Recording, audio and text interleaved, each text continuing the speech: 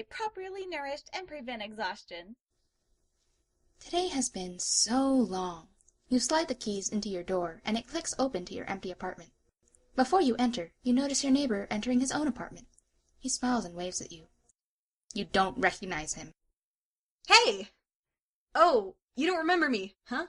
It's okay. I have a forgettable face. I'm Ian. Ian gives you a wide smile. You don't know how long you two have been neighbors. But he seems to be friendly and cheerful. You bid each other good night.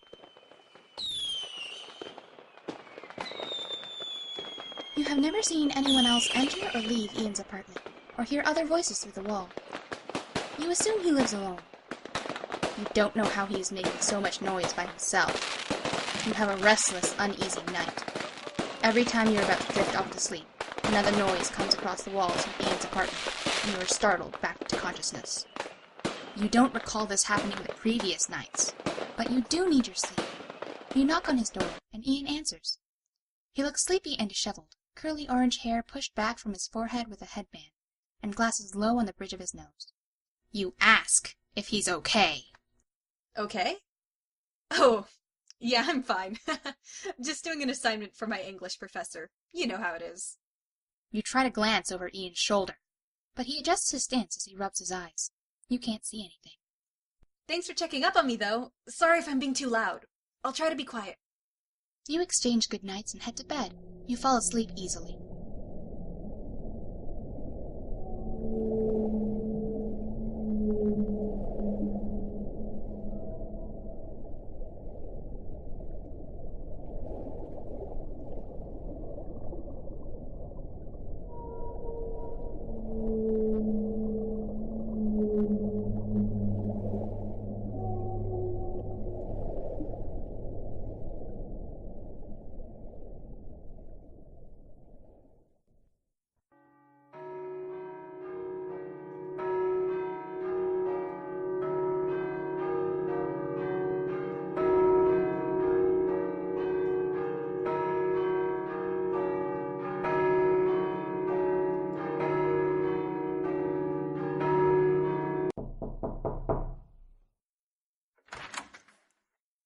Ian smiles at you from the other side of the door.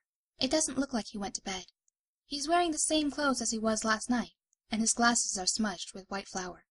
I made you some cookies as an apology for being so loud last night. You know how homework can be.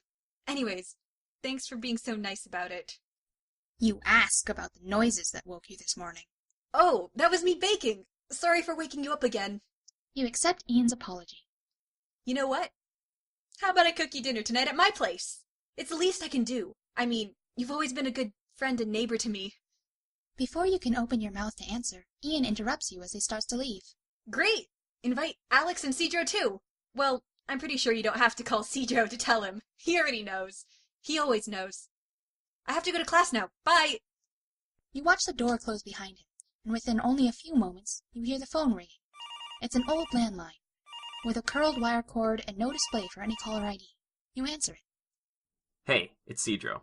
Since you don't remember our numbers, I'm calling to let you know that I already know Ian invited Alex and me over for dinner. I'll let Alex know. We'll all be over at 6 p.m. exactly. Oh, and before I go, you might want to run the dishwasher one more time. The soap dispenser didn't open when you started it. You check your dishwasher, seeing that the soap dispenser in fact didn't open when it should have, as you help open it and run the dishwasher.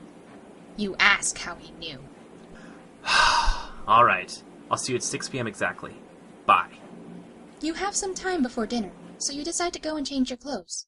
You head to your bedroom and stare at your closet. Something about it is wrong. You do not change your clothes. When 6 o'clock rolls around, you find yourself in front of Ian's door with Alex and Cedro, who seem to be in the middle of a conversation. What did I tell you? Alex knocks on the door, and Ian greets you all, his eyes bright with excitement. Hi! I'm so glad you can make it. Come in!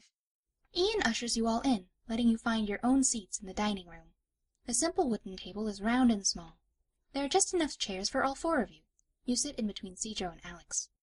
The water's boiling. Be right back! He's like a little puppy. You glance around the apartment. The living room and dining room might as well be the same space. There's a small couch with a single floor lamp next to it. There is no TV, but there's a small radio on the sill of the only window in the room. There's not much of anything as far as you can tell. You ask Alex and Cedro what they think Ian is doing. Ian's making spaghetti and meatballs. Sounds like it's going to be good. You tell the others you're going to go check on Ian to see if he needs any help. You knock on the kitchen door and offer your services. Oh, what are you doing? Go on, sit down. Dinner's almost ready. Go on, sit.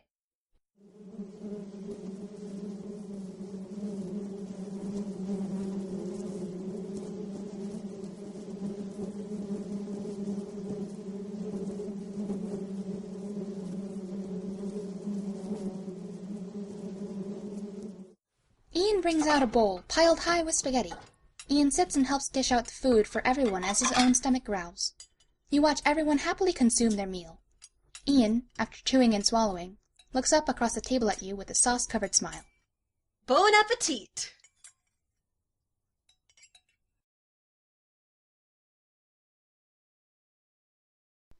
Not What She Seems was written by Savannah Hernandez and Natalie Kim, and produced by Geometric Mistakes.